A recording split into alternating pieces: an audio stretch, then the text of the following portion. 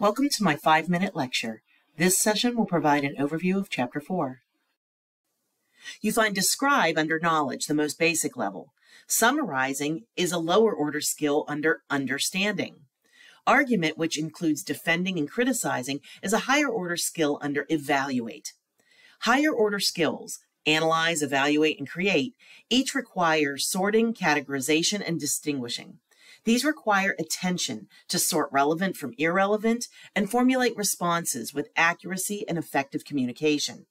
They focus on directly addressing the issue or question at hand while identifying and recognizing credible and reliable sources, all while deliberating upon a perspective instead of a knee-jerk reaction or response. Argument is not the same as disagreement. You can disagree with someone else's position without pointing out why you disagree or persuading them to think differently. In agreements, you concur with someone else's point of view. If position is a point of view, disagreement is defined as holding a different position than another. Argument uses reasons to support a position to persuade an audience to agree. Argument may include disagreement, but it is based on reasons, not just disagreement. Descriptions give an objective account of how something is done or what something is like without reasons, judgments, or evaluations. They should be based on facts with accuracy as a goal. Analysis and description aim to investigate an issue in detail, but differ in their use of persuasion. The purpose of descriptive detail is not intended to influence to a point of view, but rather to paint a factual picture to assist with understanding what is being described. Descriptions do not provide a line of reasoning to explain how or why something is, or evaluate outcomes. Explanations, like descriptions, do not attempt to persuade the audience to a point of view. However, they have more of an argument structure in that they typically include statements and reasons that lead to a conclusion. They use signal words, such as a result. Again, the facts, reasons, and conclusions are objective based on fact. They present details in a way to draw out the meaning of a theory, argument, or other message to answer how, why, or what. They do not attempt to persuade or influence, only to inform. I'm sure you've heard, summarize this in your own words. Effective summary demonstrates understanding while succinctly communicating key elements and points from a source. Summaries distill longer messages, stories, or texts to a smaller, digestible, but accurate version.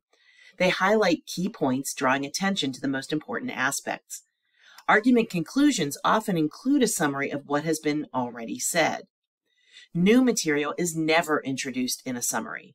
Its purpose is to extract significant details from something already presented and share it in an abridged form. It can sometimes be difficult to filter out noise when analyzing content. It's likely extraneous information that might be hiding the essence of the argument, article, or message. Extra information is not always interference. It could be the introduction, description, explanation, background, and summary details. However, they can mask the position. Critical thinking develops skills to extract the position and identify other parts of the argument and their roles within the argument. Pause the video and read these examples. Determine which you think are arguments and those that are non-arguments, and for each, give one reason why or why not. This is not an argument. Why? It's an explanation. This is the origin of the turkey vulture name. When the message is a factual or indisputable claim, it's an explanation, not an argument. A single if-then or conditional statement is not an argument. This would make a good premise or conclusion for an argument, but it is not an argument by itself. This is an argument. The position is clearly identified and can be repeated as the conclusion. The first premise is, without it, our other freedoms would be immediately threatened. And the second premise is, it provides the fulcrum for the advancement of new freedoms. These lead to the conclusion that it is our most important guaranteed constitutional freedom. This is not an argument. It provides a definition with a common trait and animals with that trait. It's an illustration of a factual claim that doesn't need to be disputed. This is not an argument. This is an opinion. It's a piece of advice or a recommendation. It might be good advice, but it is not an argument. This is an argument. The position is clearly identified and can be repeated as the conclusion. Mosquito bites are not always harmless little irritations.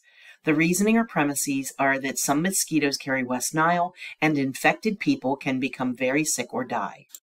Distinguishing a description, explanation, summary, and argument helps develop your critical writing and analysis. Please make sure to review this week's lecture for resources that dive deeper into these topics. Thanks for watching.